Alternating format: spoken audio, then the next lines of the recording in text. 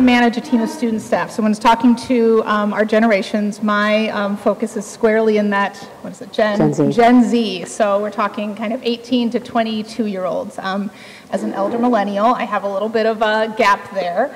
And so communication in our workplace is really, can be really tricky for a few specific reasons. So the students that I work with, we ask a lot of them. They do a lot of bookings. They really work really hard to find the right spaces for our clients. And so it's really important that I give them all the up-to-date communication I can. And so thinking about kind of how they're going to learn the information they need on shift is really important.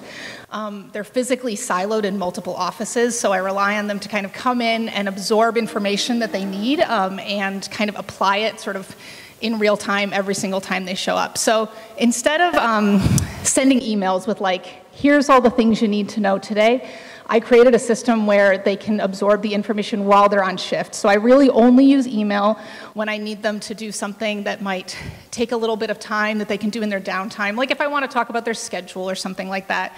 For stuff on shift, I make it a priority that the only time they're kind of thinking about their work is when they're there with me, so that I'm not trying to like insert myself into their chemistry class or whatever else they need to do, so that I know that I can rely on them to focus on the work when they're there. Mm-hmm. So using that tool while they're on shift is really helpful. Relying on email when I need to give them like wider ideas about kind of housekeeping and admin, and then knowing that if I want to get them right away, I'm going to text. And I'm also happy to receive text. So if they can't make it to shift, a text is great. Like I don't, you know, I'm happy to talk on the phone, but I'm not going to ask them to call me because I know that like puts a lot of pressure on. I just want to know sort of right way. I don't want my inbox full of that information either. So having them text me or me text them if I want to, you know, kind of move them from one location to another or something like that is the most effective way I can kind of communicate that last minute stuff.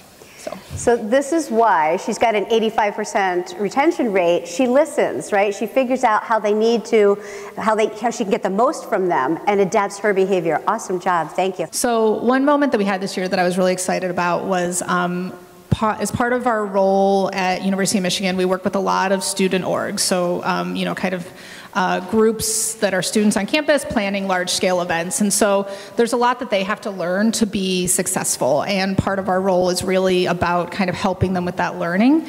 And one of the ways we do that is by having an event for student org leaders where we can teach them the basics of event planning, you know, how to think about how many invitees can a room hold, and food and timelines and safety and all sorts of good stuff like that. Mm-hmm. So we had this whole presentation ready, and then something came up where the two event planners that I had on staff who were intending to do it couldn't be there. And so we were sort of scrambling, and I realized that my students were actually totally equipped to help us with this. And so I asked, you know, called out and said, is anyone interested in this, you know, kind of paid development opportunity? Like this is, we'd love to have you. And I had a couple volunteers, and so I was able to rely on my students to educate their own peers, and they kind of helped our staff out in a pinch so that we knew we didn't, you know, kind of have to move heaven and earth to kind of fulfill those commitments. We could rely on our students to do it, and it also meant they sort of had that own experience as well. So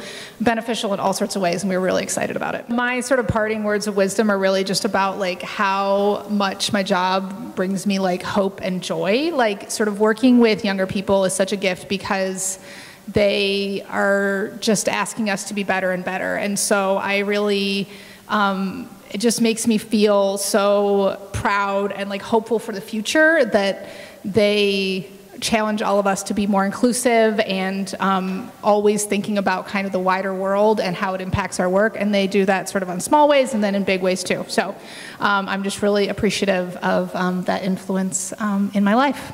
That's wonderful. Thank you, Jane.